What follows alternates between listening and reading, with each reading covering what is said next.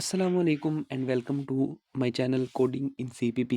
My name is Hafiz Atiq and I am here to teach you about the last type of the sorting which is radix type sorting. In this element जैसा कि इस type of sorting में हम देखते हैं कि हमें एक एलिमेंट की अरे दी जाती है जिसको हम sorted करते हैं अरे यानी कि स्टेप बाय स्टेप।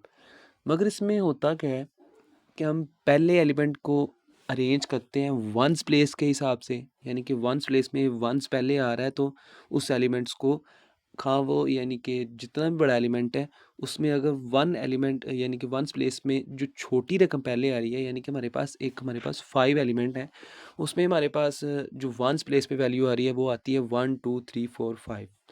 तो हम इसको अरेंज ऐसे ही करेंगे मिनिमम टू मैक्सिमम, ठीक है। वंस प्लेस के हिसाब से पहले करेंगे, ठीक है। तो अगर तो वंस प्लेस के हिसाब से यानी कि एक ही एलिमेंट है, यानी कि एक ही डिजिट वाला एलिमेंट है और पूरी अरे हमारे पास ऐसी है जिसमें एक ही डिजिट है, तो हमारे पास पहले ही स्टेप में सारी सॉर्टिंग हो जाएगी।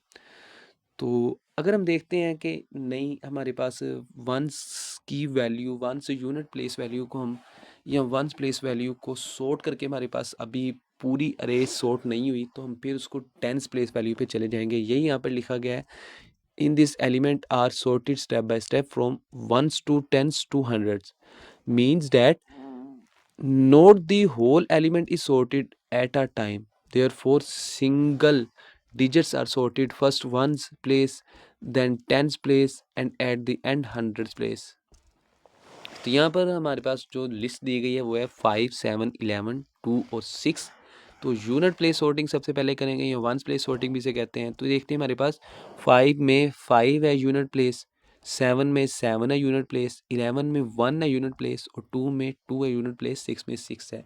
तो ये हमारे पास एज ए एलिमेंट को सॉर्ट करते हुए, यानी कि यूनिट प्लेस एलिमेंट को सॉर्ट करते हुए हमारे पास ये एक अनसॉर्टेड या इनकम्प्लीट सॉर्टेड लिस्ट आई है 11 2 5 6। यहाँ पर हम देखते हैं कि हमारे पास मिनिमम टू मैक्सिमम अरेंजमेंट नहीं है। तो हम फिर यहाँ पर देखते हैं कि क्या करना चाहिए। टेंस प्लेस सॉर्टिंग करेंगे, तो टेंस प्लेस में 5 के बाद यानी कि 5 की लेफ़्ट साइड पे हमारे पास कोई रकम नहीं है, तो हम यहाँ पर लिखेंगे 5 की जो टेंथ प्लेस है वो 0 है, 7 की टेंथ प्लेस है जो 0 है, 11 की टेंथ प्लेस है 1 है और 2 की 0 है और 6 की 0 है।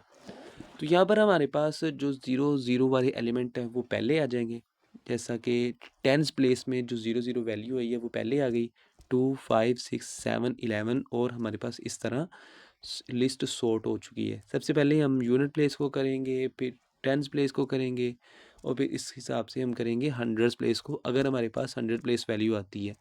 तो इसी तरीके से क्वेश्चन किए गए, आप इसे फर्दर देख सकते हैं। तो यहाँ पर हम देखते हैं कि ये हमारे पास एक सैम्पल है, उसमें हमारे पास हंड्रेड्स प्लेस वैल्यू मौजूद है। पहले यूनिट प्लेस वैल्यू को हमने देखा 2 8, इसी तरीके से हमने उनके यूनिट प्लेस निकाले, ठीक है।